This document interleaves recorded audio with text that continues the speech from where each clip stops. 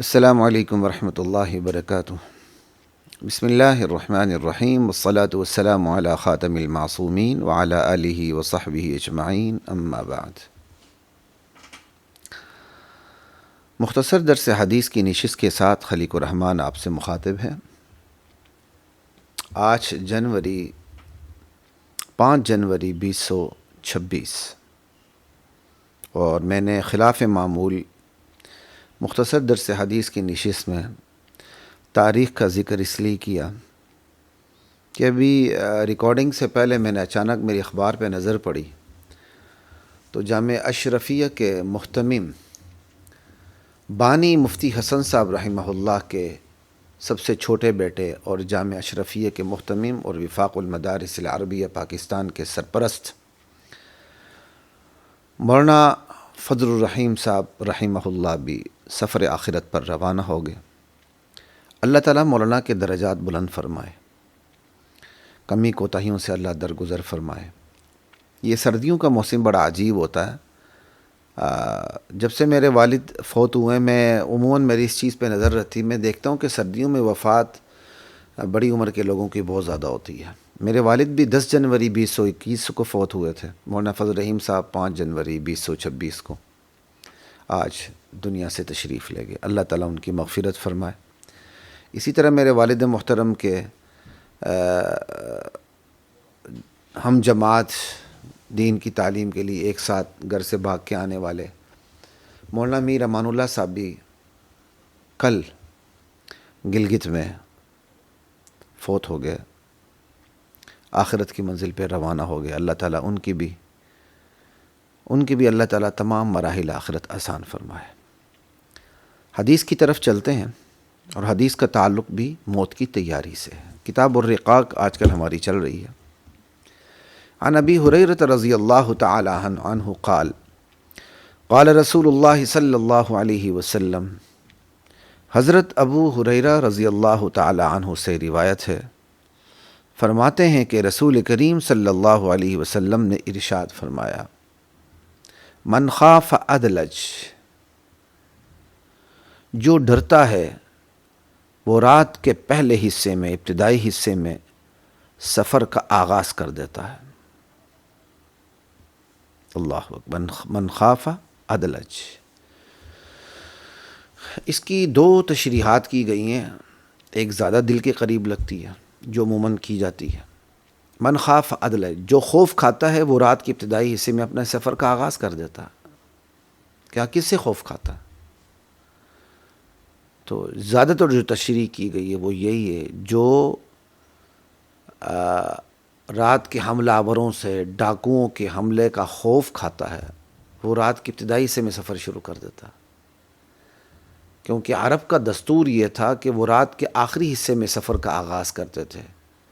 تو پھر جو ڈاکو ہوتے تھے، قطاع الطریق ہوتے تھے، وہ بھی رات کے آخری حصے میں پھر مسافروں پر، قافلوں پر حملہ آور ہو جاتے تھے۔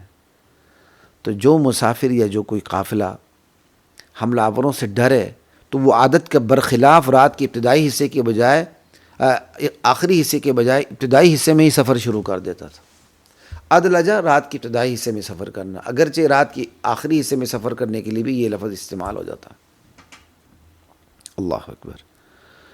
تو جو حملہ آوروں کا خوف کھاتا ہے کہ رات ڈاکو حملہ آور ہو جائیں گے، تو وہ اپنا بچاؤ کرنے کے لیے رات کے ابتدائی حصے میں اپنی منزل مقصود کی طرف سفر کا آغاز کر دیتا ہے۔ ومن ادلجا، اور جو رات کے ابتدائی حصے میں منزل مقصود کی طرف سفر کا آغاز کر دیتا ہے، بلغ المنزل، وہ اپنی منزل پر پہنچ جاتا ہے۔ نبی کریم صلی اللہ علیہ وسلم نے یہ بات اگلی بات سمجھانے کے لیے بطور تمہید بیان فرمائی۔ نبی علیہ السلام کے آپ بیانات کو دیکھ لیں، معاشرے سے کٹے ہوئے بیانات نہیں ہوتے تھے، معاشرے سے جڑے ہوئے بیانات ہوتے تھے۔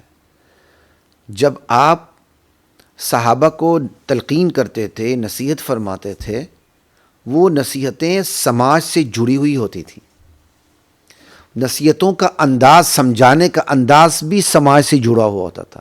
دین تو ہوتا ہی سماج سے جڑا ہوا، لیکن دین بیان کرنے کا ایک ملکہ بھی ہوتا ہے۔ آپ دین بیان کریں اور لوگ یہ سمجھیں کہ بس آپ 1400 سال پہلے کا ایک قصہ سنا رہے ہیں اور دین کے اس حصے کو آپ کیا کہتے ہیں حال سے نہ جوڑیں، تو پھر آپ کے بیان کرنے میں کمی ہے۔ آپ بیان کریں، چاہے آدم علیہ السلام کی بات بیان کریں، لیکن بیان کا اسلوب وہ رکھیں اگلا سمجھے کہ براہ راست ہدایت یہ میرے لیے اتری ہے۔ وہ اپنے حال میں اس بیان کو آپ حال سے جوڑ کے بیان کریں، پھر وہ اثر زیادہ کرتی ہے۔ نبی علیہ السلام کے بیانات کی تفہیم میں ایک بہت بڑی بات یہ ہوتی تھی کہ آپ کے بیانات حال سے، زمانہ حال سے، پریزنٹ سے، ٹھیک ہے، ماحول سے، سماج سے جڑے ہوئے ہوتے تھے۔ آپ کی تفہیم بھی، یعنی آپ کے سمجھانے کا انداز بھی ماحول سے جڑا ہوا ہوتا تھا۔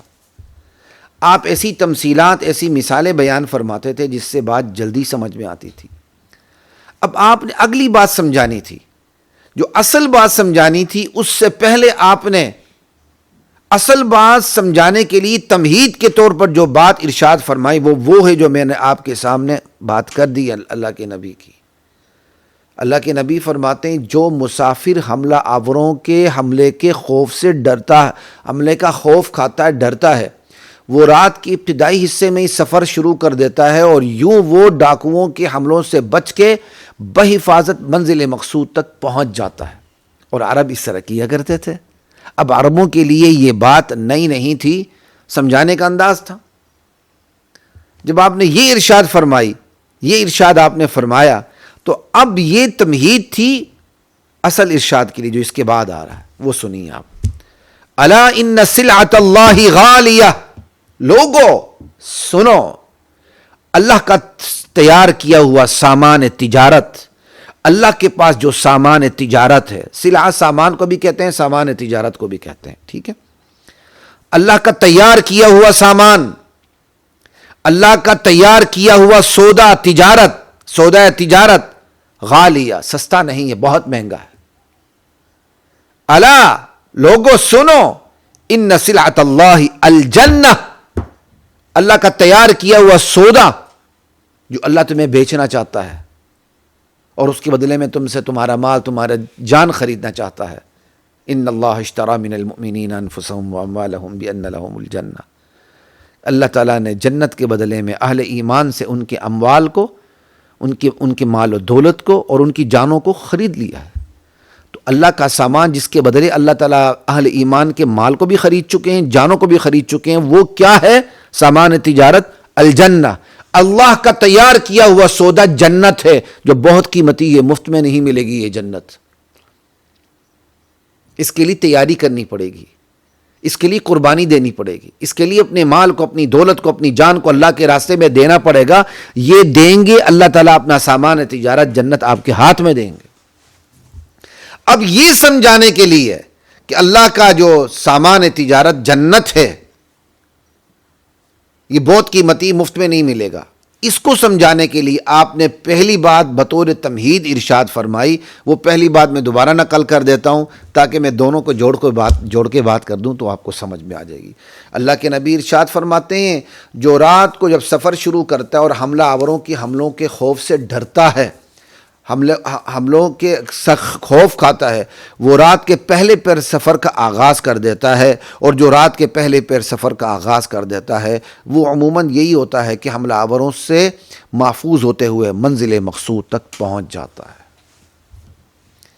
ٹھیک ہے، اب یہ جو اللہ کا تیار کیا ہوا سامان جو جنت ہے، یہ اہل ایمان کی منزل مقصود ہے، اہل ایمان کی منزل مقصود ہے۔ تو منزل مقصود تک پہنچنے کے لیے حملہ آوروں سے بچنے کی تدبیر کرنی پڑتی ہے۔ تو لوگوں، جب تم دنیا میں رہتے ہوئے دنیا کی کسی منزل پہ پہنچنا چاہتے ہو اور وہاں تک پہنچنے کے لیے درمیانی رکاوٹوں سے بچنے کی، حملہ آوروں سے بچنے کی تدبیر کرتے ہو اور تدبیر کر کے بحفاظت منزل مقصود پر پہنچ جاتے ہو، تو یاد رکھو جنت تمہاری اصل منزل مقصود ہے۔ اس تک پہنچنے کے لیے زیادہ تدبیر کرنے کی ضرورت ہے، اور اس تک پہنچنے کے لیے جو درمیان میں حملہ آور ہیں اس سے بچنے کے لیے تمہیں زیادہ اہتمام کرنے کی ضرورت ہے۔ جتنا تم دنیا کی منزل مقصود تک پہنچنے کے لیے اہتمام کرتے ہو، اس سے کہیں زیادہ تمہیں جنت کی منزل مقصود تک پہنچنے کے لیے جو درمیان میں حملہ آور ہیں ان سے بچنے کا تمہیں اہتمام کرنا ہے۔ بات سمجھ آ گئی؟ یہ ہے تشبیہ، کہ دنیا کی منزل تک پہنچنے کے لیے تم حملہ آوروں سے بچنے کی تدبیر کرتے ہو، تو لوگوں تمہاری اصل منزل مقصود جنت ہے۔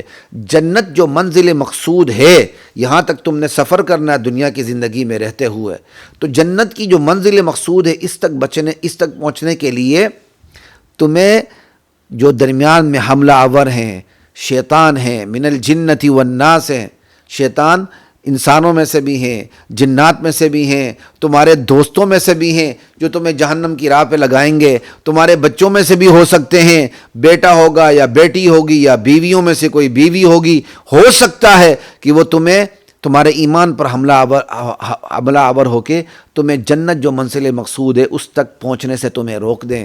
تو جنت کی منزل مقصود تک پہنچنے کے لیے تمہیں جو درمیان کے حملہ آور ہیں ان سے بچنے کی تدبیر کرنی ہوگی۔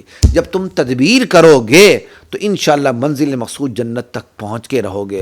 دنیا میں تو تم تدبیر کرتے ہو منزل مقصود تک پہنچنے کے لیے، آج ملتان چلے گئے، کل لاہور چلے گئے، پرسوں اسلام آباد چلے گئے، ترسوں آپ کراچی چلے گئے، اس تک پہنچنے کے لیے درمیانی رکاوٹوں سے بچنے کی تدبیر کرتے ہو، تو یہ تدبیر کبھی کامیاب ہوتی ہے کبھی ناکام ہوتی ہے۔ لیکن تم جنت کی منزل مقصود تک پہنچنے کے لیے اگر خلوص نیت سے تدبیر کرو گے درمیانی حملہ آوروں سے بچنے کے لیے، تو تمہاری یہ تدبیر کبھی بھی ناکامی سے دوچار نہیں ہو سکتی، کیونکہ اللہ کا وعدہ ہے والذین جاہدوا فینا لنہدینہم سبلنا، جو ہم تک پہنچنے کے لیے کشاکش اور کشمکش سے گزرتا ہے، جد و جہد کرتا ہے، محنت مشقت کرتا ہے، تو یہ ہو نہیں سکتا کہ وہ ہم تک پہنچنے کے لیے مشقت کرے، قربانی دے، ایثار سے کام لے اور وہ ہم تک پہنچ نہ سکے، اس کی تدبیر ناکام ہو جائے۔ ایسا نہیں ہو سکتا۔ یہ گارنٹی اللہ کہتے ہیں ہم دیتے ہیں، جو ہم تک پہنچنے کے لیے کشاکش اور کشمکش سے گزرتا ہے، جد و جہد سے گزرتا ہے، ہم اس کو اپنے تک پہنچنے کا پتہ بتا دیتے ہیں، اپنے تک پہنچنے کی تمام تر رہنمائی اسے کر دیتے ہیں۔ لنہدینہم سبلنا، یہ ہے تشبیہ۔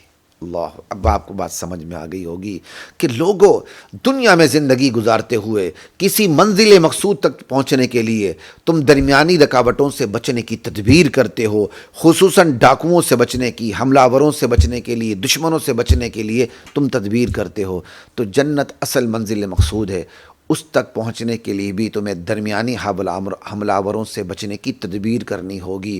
وہ درمیانی حملہ آور شیطان ہے۔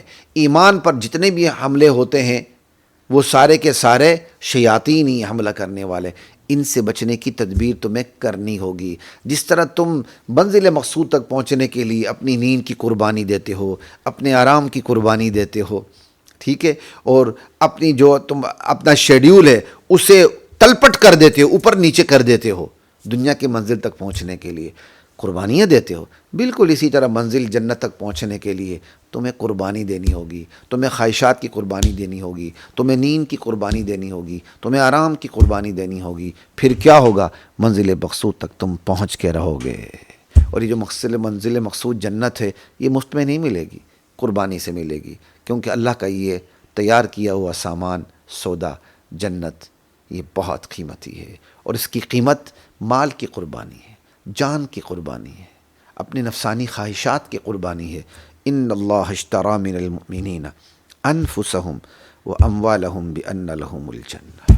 اچھا خواتین و حضرات، یہ تو اس حدیث کی ایک تشریح ہو گئی کہ جو دشمنوں کے حملہ آوروں کے خوف کھاتا ہے وہ رات کے پہلے حصے میں سفر شروع کر دیتا ہے، من خاف۔ اب کس سے خوف کھاتا ہے؟ یہ پھر جو محدثین ہوتے ہیں حدیث کو سامنے رکھ کے اس کی تشریح کرتے ہیں، تو سماج کو بھی سامنے رکھا جاتا ہے کہ سفر میں کس سے خوف کھا جاتا ہے؟ تو حملہ آوروں سے خوف کھا جاتا ہے، ٹھیک، یہ ایک تشریح ہو گئی۔ اور اس کی دوسری تشریح بھی، وہ کیا؟ من خافا، جو خوف کھاتا ہے، کس چیز کا خوف کھاتا ہے؟ کہ وہ منزل مقصود تک نہیں پہنچ پائے گا۔ مطلب جو بندہ خوف کھاتا ہے کہ وہ منزل مقصود پر بروقت نہیں پہنچ پائے گا تو وہ رات کے آخری حصے کی بجائے ابتدائی حصے میں سفر شروع کر دیتا. کیا مطلب؟ سفر کرنے کے لیے بندہ سفر کے انتظامات مکمل کرتا ہے. یہ مطلب ہوا نا. آپ نے پہنچنا ہے، دور کا سفر ہے، اور آپ چاہتے ہیں کہ میں رات ختم ہونے سے پہلے یا صبح دن دہاڑے پہنچ جاؤں، لیکن اگر رات کے آخری حصے میں سفر کرتے ہیں وہ آپ پہنچ ہی نہیں سکتے. تو پھر آپ کیا کرتے ہیں؟ پہلے چل پڑتے ہیں. تو مطلب منزل مقصود تک پہنچنے کے لیے آپ کو انتظام کرنا پڑتا ہے. یہ ہے اس کی دوسری تشریح. حملہ آوروں کا خوف یہاں پھر پیش نظر نہیں ہوگا. پیش نظر کیا ہوگا کہ من خاف، جو خوف کھاتا ہے کہ وہ منزل مقصود تک پہنچ نہیں پائے گا بروقت، وہ پھر رات کے ابتدائی حصے میں سفر شروع کرتا ہے تاکہ منزل مقصود تک بروقت پہنچ جائے. تو یعنی منزل مقصود تک پہنچنے کے لیے بندہ تیاری کرتا ہے پہلے سے. یہ مطلب ہوا. اب یہ تمہید ہوئی بعد والے جملے کے لیے جو میں پہلے ہی بات کر چکا ہوں. اسی طرح جنت اللہ کی بہت بیش بہا قیمتی چیز ہے، مفت میں نہیں ملے گی، بڑا قیمتی سودا ہے اللہ کا، اور یہ اہل ایمان کی منزل مقصود ہے. تو اس تک پہنچنے کے لیے بھی پہلے سے انتظامات کرنے ہوں گے. جس طرح دنیا کی منزل مقصود تک پہنچنے کے لیے تم بر وقت پہلے سے اپنا جو تمہارا عام طور پر سفر کا ٹائم ہے، رواج کہ رات کے آخری حصے میں سفر کرنا، تم اس رواج کو توڑ کے آرام کو برباد کر کے پہلے سفر شروع کر دیتے ہو تاکہ منزل مقصود تک پہنچ جاؤ. انتظامات کرتے ہو. بالکل اسی طرح تمہیں منزل مقصود جنت تک پہنچنے کے لیے بھی پہلے سے انتظام کرنا ہوگا. اپنے آرام کو ایک سائڈ پہ رکھنا ہوگا تاکہ منزل مقصود تک پہنچا جا سکے. تو یعنی جس طرح تم دنیا کی منزل مقصود تک پہنچنے کے لیے انتظامات کرتے ہو، تو جو جنت اصل منزل مقصود ہے اہل ایمان کی، اس تک پہنچنے کے لیے بھی تمہیں انتظامات کرنے ہوں گے. وہ انتظامات یہی ہیں کہ شیطان کی نہیں ماننی ہوں گی، نہ شیطانی نفس کی، نہ اگر اولاد میں کوئی شیطان ہے تو اس کی، نہ بیوی میں سے کوئی بیوی شیطان ہے اس کی، نہ ماحول میں سے کوئی شیطان ہے تو اس کی. ان کی نہ مان کے، حالات کو سامنے رکھ کے پورا انتظام کر کے تمہیں منزل مقصود جنت کی تک پہنچنے کی تیاری کرنی ہوگی. ادروائز جس طرح تم دنیا کے اگر تمہارے انتظامات مکمل نہ ہو تو دنیا کی منزل مقصود تک تم نہیں پہنچ سکتے. تو دین کے انتظامات تمہارے مکمل نہ ہوئے تو جو دین کے حوالے سے جو تمہاری منزل مقصود ہے جنت، تم اس تک نہیں پہنچ سکو گے. حدیث کی اتنی تشریح کافی ہے. انشاءاللہ اس کے بعد ہم دوسری حدیث کی طرف چلیں گے. تب تک کے لیے اجازت دیجیے. السلام علیکم ورحمۃ اللہ وبرکاتہ. وَلَقَدْ أَنزَلْنَا